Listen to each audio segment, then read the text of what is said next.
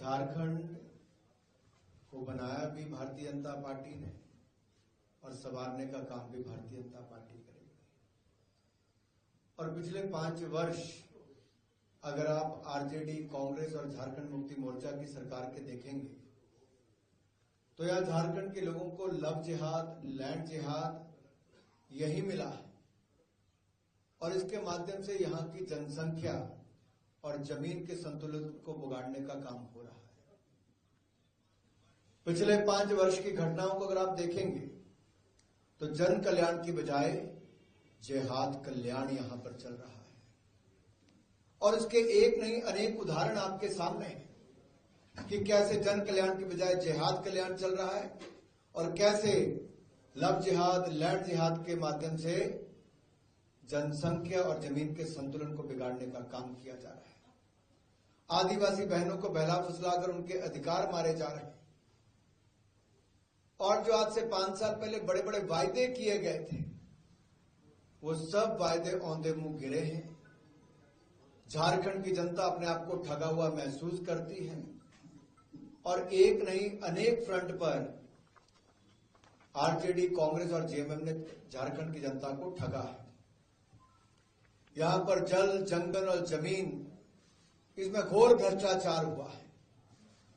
यहां पर तो गरीब को अनाज की लूट, गरीब के अनाज की लूट, खान खनिज की लूट, जल जमीन की लूट, गरीब आदिवासियों की जमीन की लूट, आदिवासी अस्मिता की लूट की जा रही है और इस लूट वाली सरकार को अब खुली छूट जनता नहीं देगी, इनको बाहर निकालने का काम करेगी।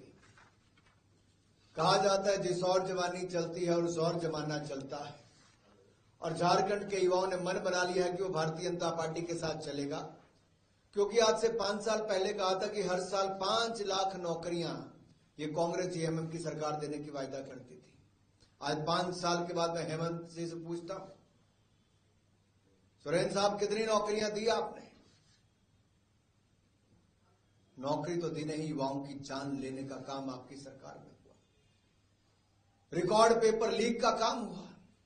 अरे आप पेपर लीक तो बंद नहीं करवा पाए, आपने इंटरनेट बंद करवा दिया। अन्याय युवाओं के साथ हुआ। आपने कहा बेरोजगारी भत्ता देंगे, 5,000 देंगे, दूसरों को 7,000 देंगे। किसको मिला बेरोजगारी भत्ता? मैं उसके सबूत बताता हूं, किसी को नहीं मिल पाया है। अगर आप देखेंगे ये स्वयं सरकार ने माना है कि 5 साल में, आपको मैं दिखा देता हूं ऐसे थोड़ा, 5 साल में मात्र 11,422 लोगों को नौकरियां मिल पाई, मात्र 11,422।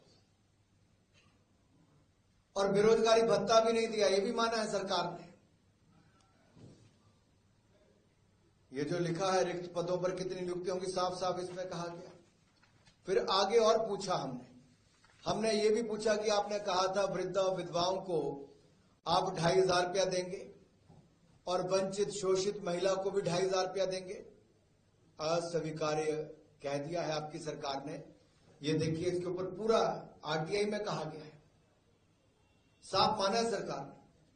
फिर कहा था आंगनवाड़ी वर्कर्स को, सेविकाओं को, सहायिका, रसोईया, अनुबंध कर्मियों को स्थायी नौकरी देंगे, वो भी अस्वीकार कर दिया है आपकी सरकार ने, साफ माना है यहां पर।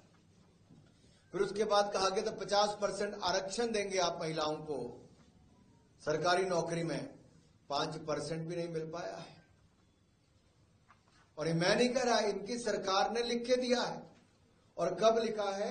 31/7/2024 को, बहुत पुरानी बात नहीं है।